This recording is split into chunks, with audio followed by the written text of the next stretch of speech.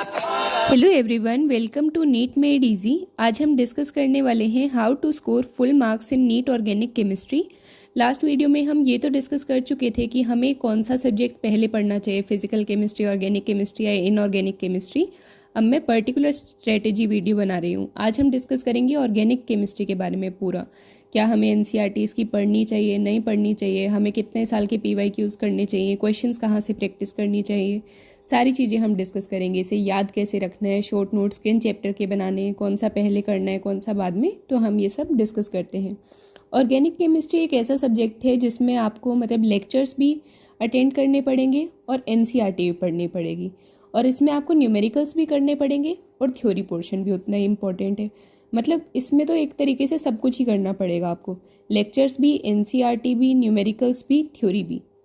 तो अब हम डिस्कस करेंगे फर्स्ट पॉइंट कि आपको कंप्लीट एंटायर ऑर्गेनिक केमिस्ट्री एक सिंगल टर्न में ही कंप्लीट करनी है। सारी की सारी ऑर्गेनिक केमिस्ट्री ना इंटर रिलेटेड है, तो आप ये नहीं कर सकते कि आप सीधा मतलब ऑर्गेनिक पढ़ रहे हो और आपने डायरेक्टली हेलो एल्केन्स चैप्टर शुरू कर दिया, आपको नहीं समझ आएगा।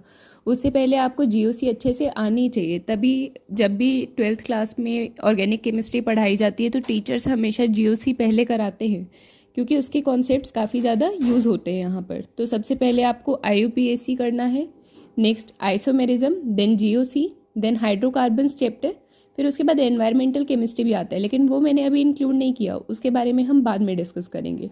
फिर आपको हेलो एल्केन्स करना है, next alcohol, phenol and ether, next is aldehyde, ketones and carboxylic acid, then amines chapter.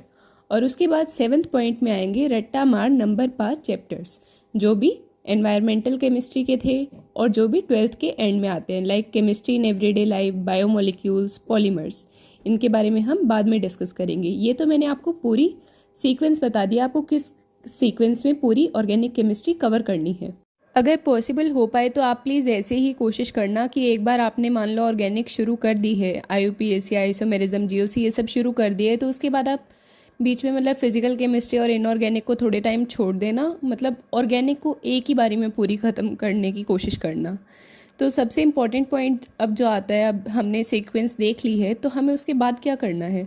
हमें ये पता चल गया कि हमें किस सीक्वेंस में चैप्टर्स करने हैं, तो उसके बाद आता है कि आपको इसके लेक्चर ज़रूर लगाने हैं। ये नहीं है कि ये सीधा एनसीईआरटी पढ़ने से हो जाएगा खुद से, नहीं, आपको इसके लेक्चर्स बहुत अच्छे से लगाने पड़ेंगे, बिल्कुल ध्यान दे देकर सुनना। काफ़ी सारी चीज़ें ऐसी होती हैं जो लेक्चर्स में कराई जाती हैं, लेकिन वो एनसीईआरटी वगैरह में कहीं नहीं दी हुई ढंग से। इंडक्टिव इफेक्ट है, मेसोमेरिक इफेक्ट है, ये कहीं पे भी नहीं दिया हुआ। हाइपर कॉन्जुगेशन है, थोड़ा बहुत एक पैरा लिखा हुआ है, लेकिन जो नीट में क्वेश्चंस आते हैं बिल्कुल अलग होते हैं। तो वो आपको लेक्चर्स करने से ही पता चलेंगे। मेरे सोर्स ऑफ लेक्चर्स थे पंकज सर फ्रॉम यकीन बैच ऑफ फिज़िक्स वाला, मैंने उनसे अपनी ऑर्गेनिक केमिस्ट्री कवर की थी। आप भी कहीं से भी कर सकते हैं, या अगर आपको कोई सोर्स ना पता हो तो आप श्योरली पंकज सर को फॉलो कर सकते हैं। इसके बाद आता है next point, that is make the proper notes. ये मस्ट है, आपको ये तो पूछना ही नहीं है कि हमें ऑर्गेनिक केमिस्ट्री के नोट्स बनाने हैं या नहीं बनाने हैं।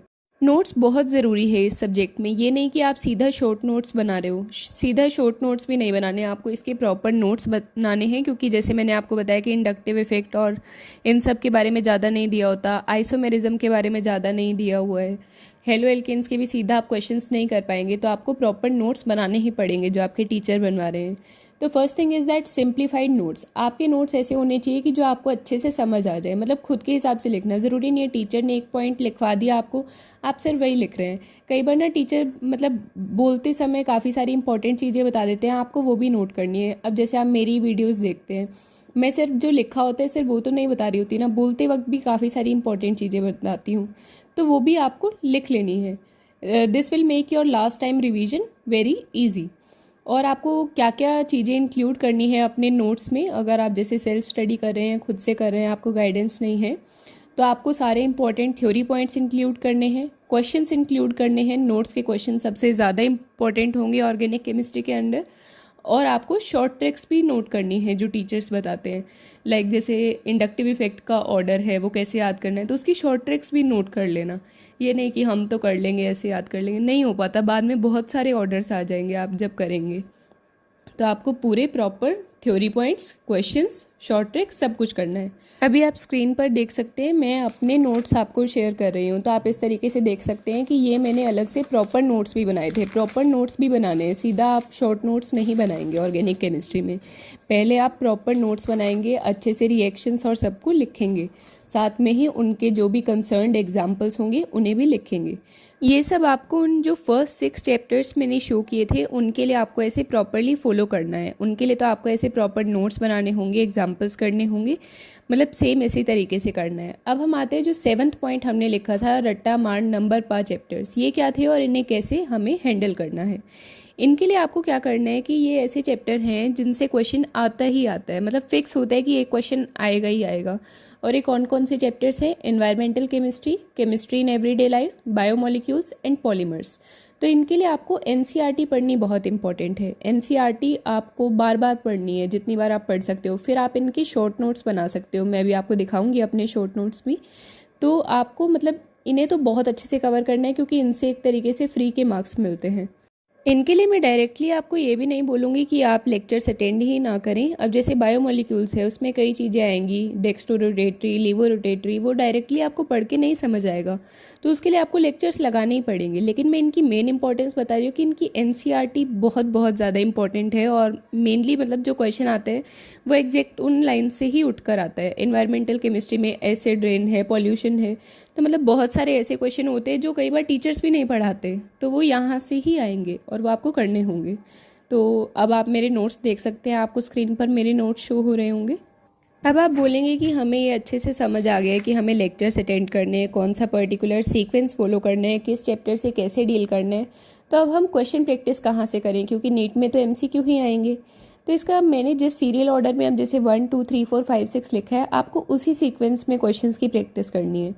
सबसे पहले और सबसे इम्पॉर्टेंट है लेक्चर क्वेश्चंस, जो भी आपके टीचर आपको कराएंगे वो सबसे इम्पॉर्टेंट है।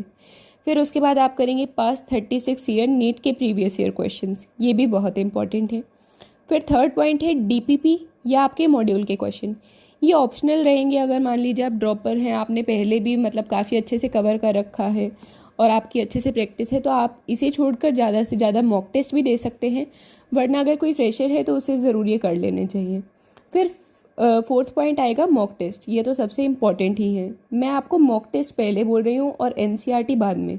एक बार आपको मॉक टेस्ट पहले करने पड़ेंगे, फिर उसके बाद आप आएंगे जब आप एनसीईआरटी पढ़ना स्टार्ट करेंगे, तो एनसीईआरटी के बीच में जो क्वेश्चंस दिए होते हैं एनसीईआरटी इन टेक्स्ट क्वेश्चंस, वो ऑर्गेनिक केमिस्ट्री में बहुत इंपॉर्टेंट है, क्योंकि नीट में बहुत ज़्यादा क्वेश्चंस डायरेक्टली पूछे जाते हैं इन टेक्स्ट क्वेश्चन से। और फिर 6 पॉइंट है कि एनसीईआरटी की बैक एक्सरसाइज के क्वेश्चन, इनका आपको टाइम लगे तो ज़रूर करना, लेकिन इन टेक्स्ट बिल्कुल नहीं छोड़ना।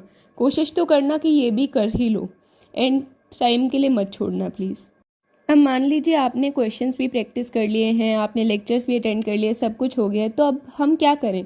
तो अब आपको प्रॉपरली अपने नोट्स का यूटिलाइजेशन करना है। वो आप कैसे कर सकते हैं कि आपको ज़्यादा से ज़्यादा बार रिवाइज करना होगा, क्योंकि पता है नीट में बहुत ज़्यादा सिलेबस है, 100 चैप्टर्स है। अभी आप किसी भी टेस्ट देते हैं कोई भी चैप्टर का, तो उसमें आपको सिंगल सिंगल चैप्टर आता है, तो अभी आपको इतना आइडिया नहीं लगता।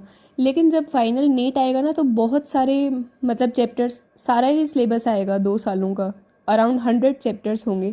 तो आपको इनकी रिवीजन जितनी ज़्यादा आप अभी कर सकते हैं ज़रूर करें, क्योंकि बाद में आपके पास करने के लिए बहुत कुछ होगा। हो सकता है कि आप में से किसी को फिजिकल केमिस्ट्री मुश्किल लगती हो, बहुतों को फिजिक्स लगती है, बाद में आपको बायो भी रिवाइज करनी होगी। तो जितनी चीज़ें आप अभी साथ के साथ कर सकेंगे तो बहुत अच्छा रहेगा। तो ज़्यादा से ज़्यादा रिवीजन करना और लेक्चर के क्वेश्चन जितनी बार कर सको बहुत अच्छा रहेगा। तो अब हम आते हैं नेक्स्ट पॉइंट पर। देखिए हमने सब कुछ कर लिया, लेकिन हमें याद करने में प्रॉब्लम आती है। तो हम कैसे मतलब याद रखें? ड्रग्स के नाम हैं, पॉलीमर्स के नाम हैं, बहुत सारे इंपॉर्टेंट थ्योरेटिकल पॉइंट्स हैं जो हम भूल जाते हैं ऑर्गेनिक केमिस्ट्री में। तो उनके लिए हम क्या चीज़ें फॉलो करें? तो सबसे पहले आप ये कर सकते हो कि आप स्टिकी नोट्स लगा सकते हो अपनी स्टडी टेबल के सामने। आप उन्हें देखते रहोगे तो आपको धीरे धीरे याद हो जाएंगे। फिर आप शॉर्ट नोट्स बना सकते हो, उनमें अपनी शॉर्ट ट्रिक्स ऐड कर सकते हो, जिससे आपको याद करने में ईजी हो जाए। फिर आप कर सकते हो वार, प्रॉपर वर्ल्ड वार 3 कर सकते हो। वार का मतलब यहाँ है राइट एंड रिवाइज। जितनी बार लिख लिख कर रफ कॉपी में आप देखोगे, आपको उतना ज़्यादा याद होने लग जाएगा। फिर उसके बाद और क्या कर सकते हो? आप ऑडियो बुक्स बना सकते हो, जैसा कि मैंने आपको बायो की वीडियो में भी दिखाया था, और अभी भी मैं आपको केमिस्ट्री की अपनी ऑडियो बुक शो करती हूँ। आप ये वीडियो ध्यान से सुनिएगा। एक बार पहले हम लास्ट पॉइंट और डिस्कस कर लेते हैं कि फिफ्थ पॉइंट ये है कि आप इन टॉपिक्स के ज़्यादा से ज़्यादा क्वेश्चन सॉल्व करें ताकि आपकी मेमोरी में ही फिट हो जाए। डायरेक्टली आप क्वेश्चन से ही याद करने लग जाएं तो आपको और ज़्यादा हेल्प होगी। तभी गलत कर लेंगे तो आपका पेपर में गलत नहीं होगा। अब मैं आपको अपनी ऑडियो बुक शेयर करती हूँ, उसे सुनिएगा please. Polymer mass 10 power 3 to 10 power 7 U. Macromolecules linked by the covalent bonds. Poly means many, mer means unit. It is derived from a Greek word. Next, polymer is divided on the basis of source into natural, semi-synthetic, and synthetic. Next step, chain propagating step. This radical plus another molecule of ethene forms the big size radical. Next comes the chain terminating step. Product radical plus another radical form the polymerized product. Some important differences between the ethyl, triethyl aluminium, tetra, titanium chloride. Next chapter is the chemistry in everyday life. Binding of the inhibitor at the allostatic site changes shape of the active site in such a way that substrate can't recognize it. Next point, antagonist. I hope so आपने अभी ये जो मेरी audio book सुनी है तो ये आपको हेल्पफुल लगी होगी और समझ आई होगी। तो इसे आप प्लीज़ अपने अकॉर्डिंग बनाना, क्योंकि मेरे को जो पॉइंट्स नहीं याद थे मैंने उनके अकॉर्डिंग बनाया। जो जो पॉइंट्स मुझे याद रखने में प्रॉब्लम होती है, मैं ये नहीं बोल रही हूँ कि पूरा आप चैप्टर ही मतलब बना के रख लें, नहीं, उसकी कोई मतलब इतनी यूटिलाइजेशन नहीं होगी ना प्रॉपरली। जो जो आपको चीज़ें याद नहीं है वही तो ऐसे पॉइंट्स हैं ना जो आप नीट में भी गलत कर सकते हैं। तो आप उन पॉइंट्स की खुद के अकॉर्डिंग ऑडियो बुक बनाएं। अब हम आते हैं नेक्स्ट और बहुत ही इंपॉर्टेंट पॉइंट पर, that is organic NCERT importance. Organic chemistry की एनसीईआरटी पढ़नी बहुत ज़रूरी है, मैं आपको बता रही हूँ। लेकिन आपको इसकी एनसीईआरटी सिर्फ तभी पढ़नी है जब आप नोट्स को कंप्लीट कर चुके हैं और अपने लेक्चर्स को कंप्लीट कर चुके हैं। उसके बाद आप इसको मतलब प्रॉपरली अगर आप चाहें कि जैसे डायरेक्टली एनसीईआरटी नहीं समझ आती तो आप इसके लिए किसी अच्छे टीचर के NCERT line by line lectures follow कर सकते हैं यूट्यूब से। जैसे कि एक नितेश देवनानी सर हैं, उन्होंने कुछ चैप्टर्स की कराई हुई है। या आप कोई पेड कोर्स परचेज कर सकते हैं, जैसे कि एक कृष्णा बैच है BYS क्लासेस का। ये मैंने पर्सनली फ़ॉलो किया था, इसलिए मैं आपको बता रही हूँ। मैंने अपने ड्रॉप ईयर में ये बैच लिया था, वैसे कोई प्रमोशन वीडियो नहीं है। नेक्स्ट इज़ कि हमें एनसीईआरटी पढ़नी कैसी चाहिए। हमें ये तो पता चल गया कि एनसीईआरटी इंपॉर्टेंट है, तो हम पढ़े कैसे। तो मैं ये नहीं बोलूँगी कि आपको सारे ही पॉइंट्स अंडरलाइन करने हैं। पहले तो आपने लेक्चर्स देख लिए हैं, टीचर्स जैसे बता रहे हैं आप वो कर सकते हैं। फिर आप सारे पॉइंट्स नहीं अंडरलाइन करेंगे। मान लीजिए आपको कोई पॉइंट इंपॉर्टेंट भी लगता है, लेकिन अगर वो आपके नोट्स में है तो आप उसे बार बार अंडरलाइन मत करो, क्योंकि आपको फाइनल टाइम पर अपना रिविज़न का टाइम घटाना होगा। और एनसीईआरटी के क्वेश्चंस जो हैं, इन टेक्स्ट क्वेश्चन, ये मैंने आपको बताया ही था, ये बहुत ज़्यादा इंपॉर्टेंट हैं, तो वो तो आप ज़रूर करिए। नेक्स्ट हम आते हैं, जैसे हमने बायो में PYQs इनकॉर्पोरेट करे थे एनसीईआरटी के अंदर, तो ऐसे जो वो याद करने वाले चैप्टर्स थे उनके आप इनकॉर्पोरेट कर सकते हैं अगर आप करना चाहें तो आपकी हेल्प होगी। अब हम सारी चीज़ें जान चुके हैं कि हमें कौन से चैप्टर्स पढ़ने हैं, कैसे सीक्वेंस फॉलो करना है, एनसीईआरटी पढ़नी है नहीं पढ़नी है, क्वेश्चन प्रैक्टिस कहाँ से करनी है। इसके बाद आते बहुत ही इंपॉर्टेंट पॉइंट कि शॉर्ट नोट्स बनाना, क्योंकि आपको फाइनल टाइम पर आपके शॉर्ट नोट्स ही हेल्प करेंगे। क्योंकि जब नीट में मान लीजिए 1 हफ्ता रह जाएगा तो आपके पास इतना टाइम नहीं होगा कि आप सारे नोट्स अपने दोबारा से करें, सब कुछ करें, तो आप नहीं कर पाएंगे।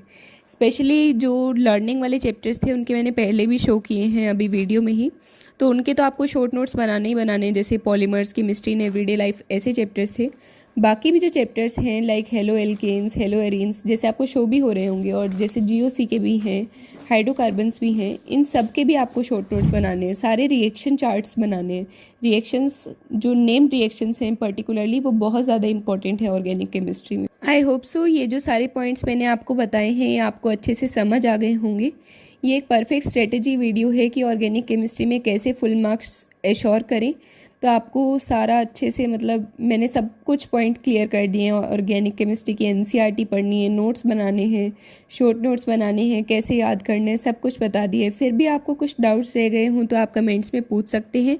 और प्लीज़ एक छोटा सा कमेंट ज़रूर डालिएगा कि आपको वीडियो कैसी लगी, और कोई सजेशंस हों तो आप ज़रूर बताना। और ये भी ज़रूर बताना आपको नेक्स्ट वीडियो कौन सी चाहिए, स्ट्रेटजी वीडियो किस पर्टिकुलर सब्जेक्ट के लिए चाहिए, या कोई और टॉपिक जिस पर भी आप वीडियो चाहते हो तो वो भी ज़रूर बताइएगा। Thank you so much.